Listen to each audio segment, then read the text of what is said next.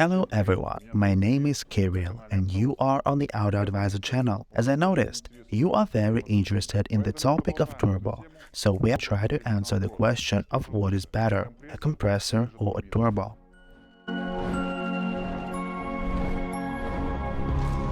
Let's start with the compressor first. The compressor is designed to compress and supply air to the engine cylinders. The more air is there, the more fuel we can burn, and the more fuel we can burn, the higher the engine power. The turbo also supplies air to the engine cylinders, and it may seem that these two things are the same, but in fact they are not. Turbo is a popular name.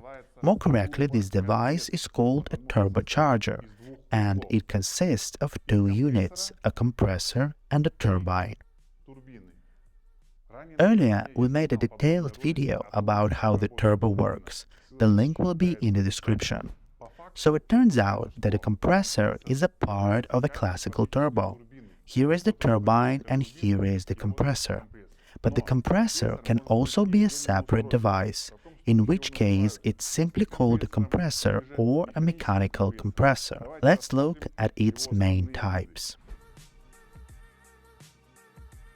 This is what a centrifugal compressor looks like. It is an impeller that rotates and sucks in air and supplies it to the engine cylinders. Here is our internal combustion engine. In turn, through a belt drive or a shaft from the engine, marked red here, the impeller itself rotates.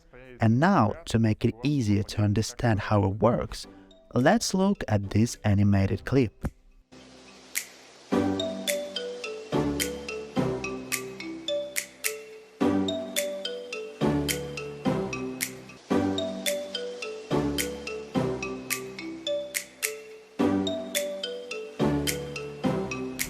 It turns out that the design of the centrifugal compressor is identical to the compressor that is installed in the turbo.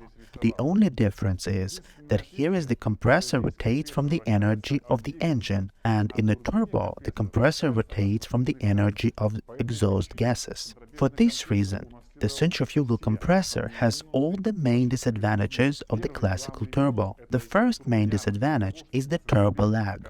In order for the centrifugal compressor to turn on, it is necessary to spin it up to very high revolutions. Therefore, at low revolution it is simply not working. The second obvious problem is the presence of bearings that require lubrication, so there are separate requirements for engine oil. Now let's look at how a rotary compressor looks like. The rotary compressor also rotates through a belt drive from the engine and consists of two rotors.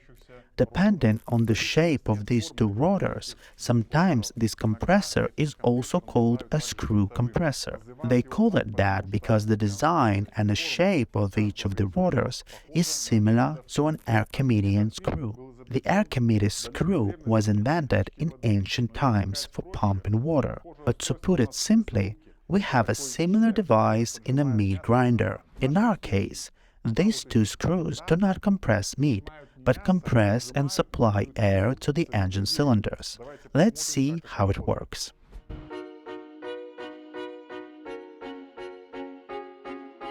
The rotary compressor also has its pros and cons.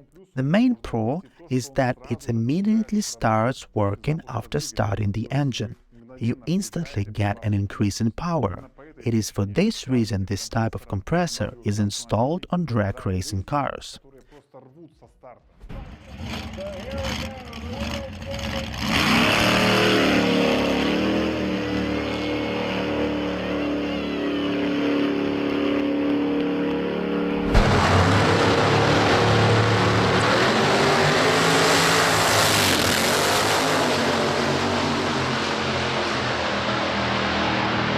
The second advantage of this design compared to a classic turbo is that this compressor is easy to operate and maintain.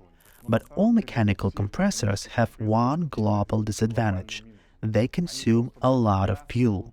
This is due to the fact that they are connected to an internal combustion engine, and in this case, they take energy from it.